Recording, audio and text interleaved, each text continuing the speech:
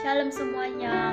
Di sini saya akan menjelaskan materi saya dari Bapak Johari Manik tentang 9 Jalan Kudus menurut Gary Thomas. Terlebih dahulu kita berdoa. Mari kita berdoa. Ya Tuhan yang Maha Pengasih dan Penyayang, kami bersyukur atas kesempatan yang Engkau berikan kepada kami untuk berkumpul di sini.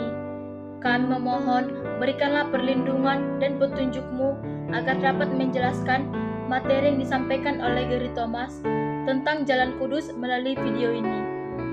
Ya Tuhan, kami memohon agar Engkau membuka hati dan pikiran kami untuk menerima dan memahami setiap informasi yang akan disampaikan. Berikanlah kami kejelasan dalam menyampaikan materi ini agar dapat memberikan manfaat dan inspirasi kepada setiap pendengar.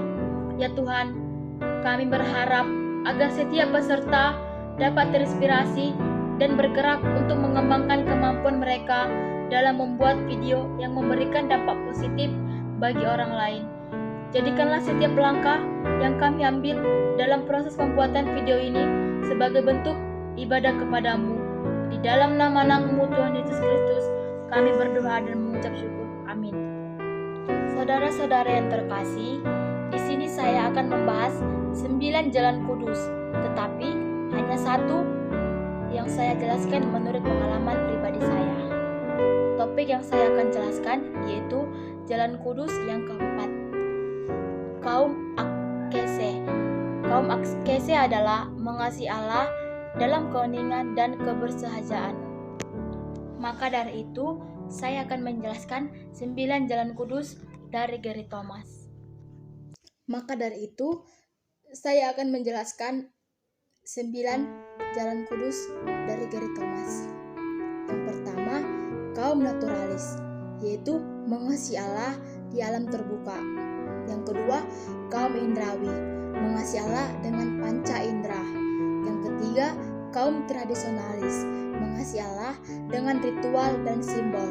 Yang keempat, kaum Askese, yaitu mengasihi Allah dalam keheningan dan kebersahajaan. Yang kelima, kaum aktivis, mengasihi Allah melalui konfrontasi. Yang keenam, kaum pemerhati, mengasihi Allah dengan mengasihi sesama. Yang ketujuh, kaum antusias, mengasihi Allah dengan misteri dan perayaan. Yang ketujuh, kaum kontemplatif, mengasihi Allah melalui pemujaan. Dan yang terakhir, kaum intelektual, mengasihi Allah dengan pikiran. Jalur kudus dari Gary Thomas. Jalan kudus adalah suatu jalan yang menggambarkan cara berelasi kita kepada Allah melalui cara kedekatan kita kepadanya. Kebanyakan dari kita secara alami memiliki kecenderungan tertentu untuk berhubungan dengan Allah seperti spiritualitas kita. Mempelajari jalan kudus ini membuat kita untuk lebih kreatif dan tidak hanya memaksa suatu tipe atau suatu cara kita untuk kehidupan rohani. Dari 9 jalan kudus Gary Thomas di atas, saya memilih satu, yaitu kaum Askese, yang artinya mengasihi Allah dalam keheningan dan kesejaan. Saya adalah tipe orang yang suka dalam keheningan, yang maksudnya adalah kesendirian terhadap diri saya sendiri. Di saat saya sedang terpukul akan masalah yang saya hadapi dan saya alami, di saat saya kecewa, di saat ada berdebat dengan isi kepala saya dan pergumulan yang terjadi, di saat saya mengalami itu semua, bisa dibilang lagi hancur-hancurnya. Karena masalah yang terjadi di hidup saya, terkadang saya pergi ke tempat sepi dan hening, tanpa ada suara yang berisik, di mana tidak ada orang-orang yang mendengar isi curhatan saya kepada Tuhan atau tangisan saya kepada Tuhan, seperti di kamar dan di tempat-tempat yang jauh dari orang-orang sampai saya merasa nyaman akan keheningan dan kesendirian tersebut. Contohnya adalah saat saya berharap dan berusaha keras diterima di salah satu perguruan tinggi melalui jalur undangan, yaitu SNMPTN atau SBPTN. Saya telah mempersiapkan diri dengan sungguh-sungguh, belajar dengan tekun, dan mengikuti berbagai bimbingan belajar.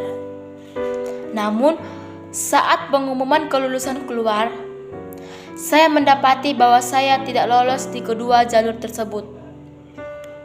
Awalnya saya merasa sedih dan kecewa. Saya merasa seperti semua yang saya persiapkan yang selama ini sia-sia. Namun, dalam kekecewaan itu, saya mulai merenungi dan mencoba mencari makna di balik kegagalan ini. Saya memutuskan untuk mempercayakan segalanya kepada Tuhan dan meyakini bahwa Dia memiliki rencana baik untuk masa depan saya. Di saat pergumulan dan masalah itu datang, saya berdiam di kamar dan meminta pengampunan kepada Tuhan. Berdoa kepada Tuhan, dan di saat saya berdoa, saya merasakan Tuhan itu hadir di tengah-tengah saya. Dan Tuhan mengelus kepala saya, memeluk saya, dan saya menangis sekuat-kuatnya, meluapkan segala yang ada di hati saya. Masalah, pergumulan, kekecewaan, sakit hati, kehancuran saya curhatkan kepada Tuhan semuanya. Dan di saat saya ingin menyerah untuk berkuliah karena gagal, tapi Tuhan menunjukkan jalan terang bagi saya. Tiba-tiba kakak saya mengirimkan brosur perkuliahan di IAKN Tarutung. Saya disuruhnya mencoba, dan saya tidak menolaknya. Dan saya melakukan apa yang dibilang kakak saya dan langsung menyiapkan perlengkapan yang tertera dan yang dibutuhkan di brosur tersebut. Setelah itu, saya melakukan ujian dan tes wawancara. Puji Tuhan, semuanya berjalan dengan lancar. Saat menunggu hasilnya apakah saya masuk atau tidak, saya sangat takut, khawatir, tapi saya yakin dan percaya tidak ada proses yang mengkhianati hasil.